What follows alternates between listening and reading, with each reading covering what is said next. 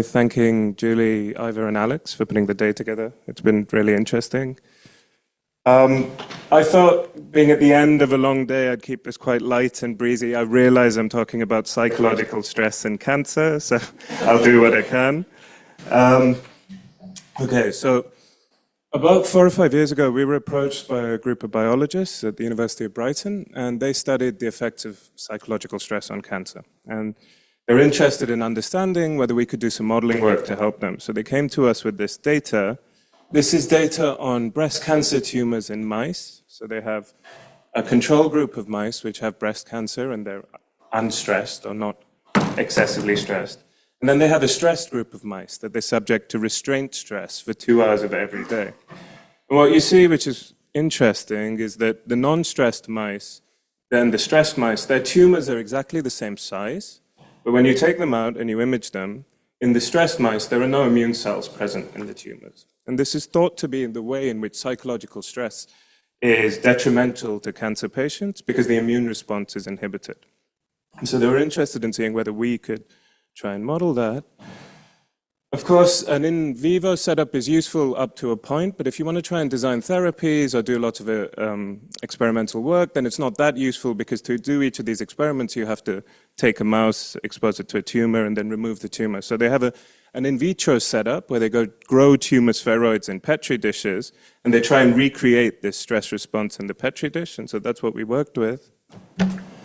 The experimental idea is shown here. So you take some cancer cells, you grow them in a Petri dish, they form spheroids, and then you activate some immune cells. This basically means you teach them to recognize the cancer. They're added to the Petri dish, and you look at the immune response. Immune cells should show up as red in microscopy imaging, and the cancer cells should show up as green. What you see on the left here is a normal response. So what happens is the immune cells traffic inside the tumor spheroid, and you have a healthy immune response. On the right, they've tried to recreate the effects of psychological stress by adding cortisol to this Petri dish. That's the stress hormone expressed by mice and humans. And what you see when you add cortisol to the experiment is that the immune response is inhibited, right? The immune cells no longer seem to go as well into the tumor spheroid. To start with, we thought, should we try and model this directly? But before we did that, we wanted some way of trying to quantify what's happening here, right? How do I put a number on the fact that on the left, I see a proper immune response, and the immune cells are trafficking inside the spheroid, and on the right, they're not. So we had a look around the literature, and we couldn't really find anything. We developed 2 very simple approaches to try and quantify this immune cell trafficking. The first is a very simple classifier-based approach. So we take a small set of training images, and on the training images, we classify each pixel in the training images into one of 4 regions. Naively, you might think 3 regions is sufficient. You have background immune cells or cancer cells. The reason that that doesn't work is, in fact, for example, we have a control group, which is only the spheroid and no immune cells. We should only see green there. When we have very high green intensities, we also see red for some reason, right? So we also had to include a 4th class, which was saturated pixels. This is where we no longer have information because the intensity is too high.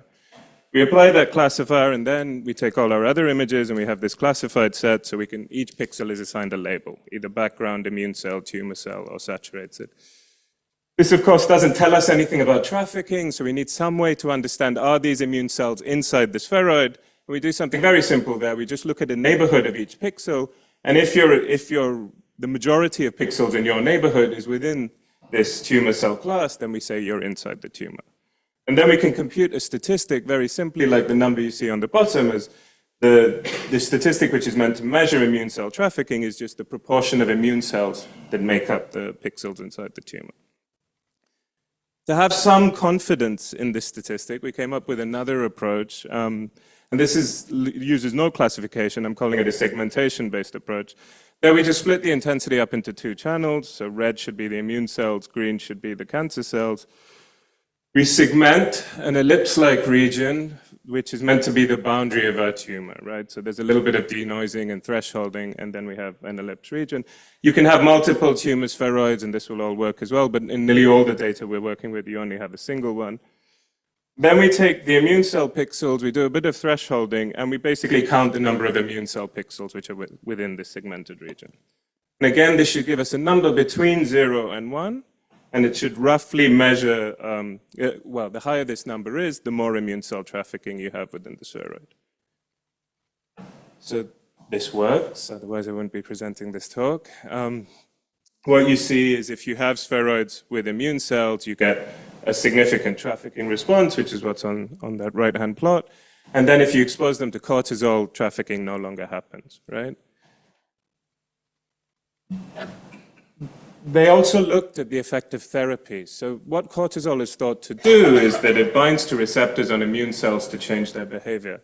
And so you can add what are called glucocorticoid inhibitors, which stop this binding from happening, and look at whether you recover this trafficking response.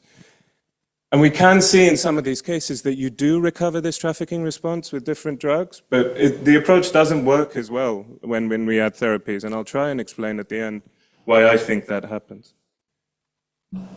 We did some modeling work as well very recently to try and get a more mechanistic understanding of why this behavior happens.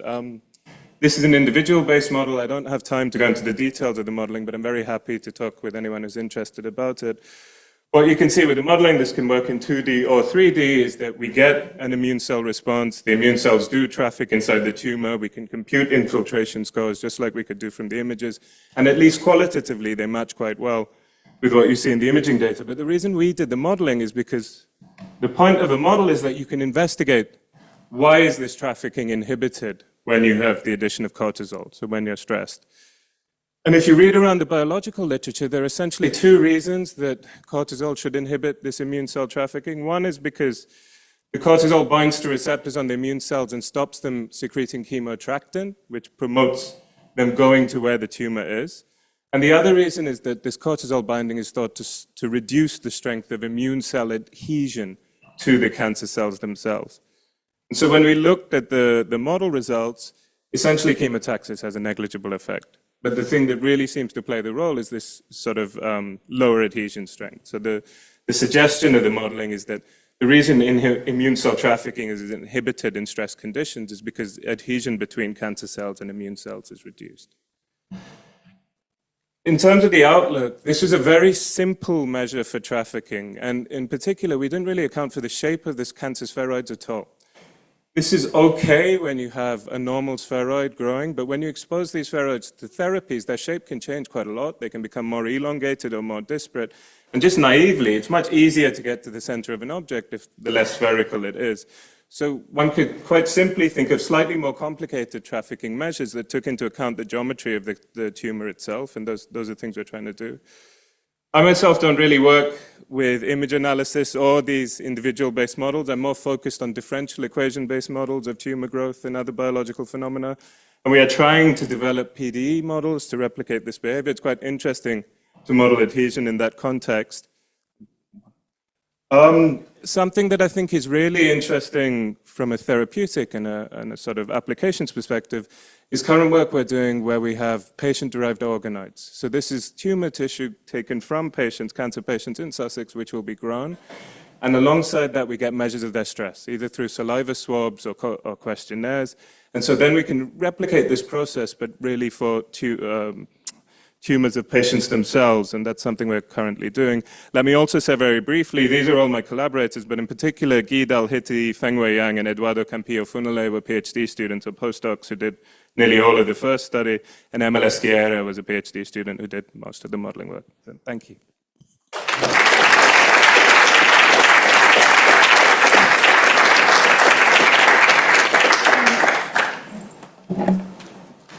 Thank you. Are there any questions for Shekar?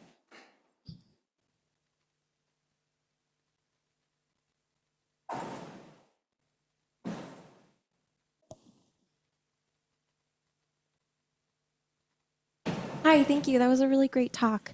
In the first study, when you said that you were quantifying the image by counting the number of pixels, were you doing that manually or with a particular computer program that's looking at the color intensity differences?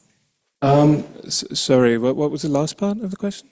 How were you counting the pixels? Was it manually or the computer, and what was the computer doing to? Yeah, so I didn't implement this, but it was all automated. I think part of it used Fiji and ImageJ, but I don't know the exact software that was used. But yeah, none of it was done manually. Any other question?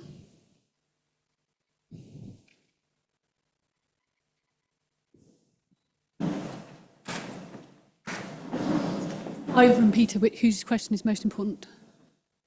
You've had more questions.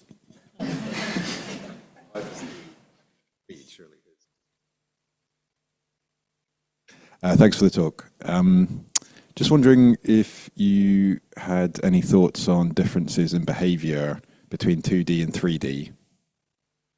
Yeah, I mean, it's definitely, there's going to be massive differences there. Of course, the experiment's three-dimensional. They can just image in 2D. Even when you do the modeling, trafficking scores go up significantly in 3 dimensions because there's more space to get into the interior of the tumor. So yes, I think it's very important. But the fact is that they can't. There are people who image spheroids in 3 dimensions, but the resolution with which you need to do this, that for some reason they can't image immune cell trafficking in 3D yet. So the data we're going to have to work with is going to be 2-dimensional for the most part. There's lots of considerations like that. For organoids, which is what we're going to work on, these are much more disparate and the tumors are much more dispersed and they don't form as nice spheroids as these sort of synthetic ones do. So I think geometry is very important, and yeah, you're right. Thank you very much, Shekar, for your talk.